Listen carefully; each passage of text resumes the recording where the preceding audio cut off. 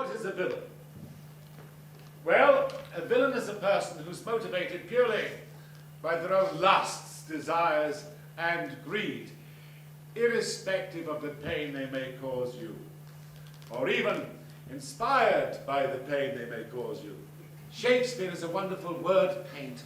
He is one of the best word painters of all the Elizabethan writers. So when he writes something, you see it, you feel it, you can almost smell it. The air bites shrewdly, so onomatopoeic. It is very cold. It is a nipping and an eager air. I have decided to categorize villains into various types and shades to make them more accessible to you. So we have clever villains, stupid villains, brilliant villains, wannabe villains, mad villains, psychotic villains, sadistic villains, sadomasochistic villains, genius villains, and mediocre villains. And Iago is a mediocre villain.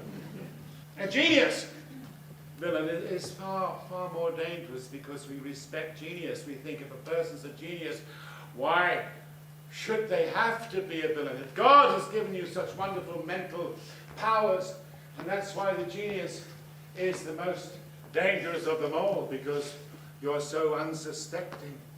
And Richard III is a genius villain. You have the iambic pentameter. Iambic is Greek for downbeat, iam, iam, iam. And pentameter, it means 10, it's also Greek.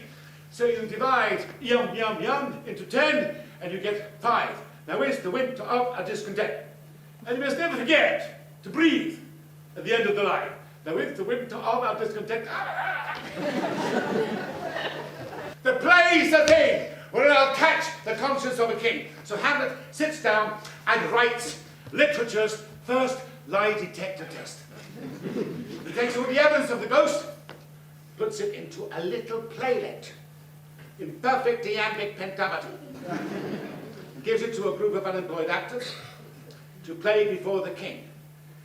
It's a brilliant idea, because how could the criminal witness his crime being acted out in front of the world and not react? He would. He would say, oh God, shit and piss, oh fuck, oh fuck. Oh, sorry. Hamlet, I got carried away.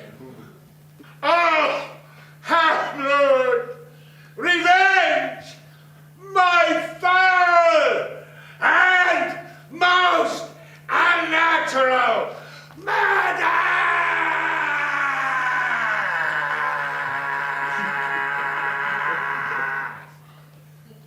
Murder? It's as if sex and violence occupy adjacent rooms in the same motel, with only a thin wall dividing. Power is love magnified 100-fold. Power, the ultimate aphrodisiac. And if Richard III cannot make the ladies' hearts beat harder in anticipation of his crawling into your bed at night, he will make your hearts beat faster in anticipation of what the next day will bring. But as long as it beats for him, since for Richard, love makes the heart beat faster, and fear makes the heart beat faster still. Therefore, love equal fear.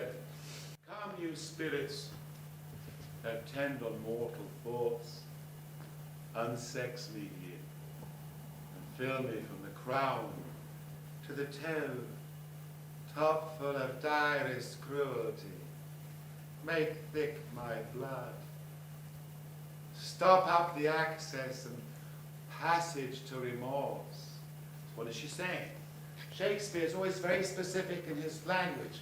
Unsex me here. So specific. Take away my sex. Take away my womanhood, my femininity, my potential for feeling, sensitivity, my compassion. Take it away. Rip it all away. Take away that which men perceive in women to be their greatest virtue. Out of the 37 plays of Shakespeare, at least 31 plays deal with love. Bitter love, sour love, sweet and sour love. Crazy love, love that torments you, love you kill for, love you kill yourself for, love, love, love, love, love. understood?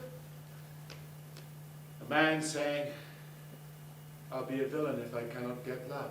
Common cry of curs, whose breath I hate, as reek o' the rotten fens, whose loves I prize as the dead carcasses of unburied men that do infect my air. I banish you!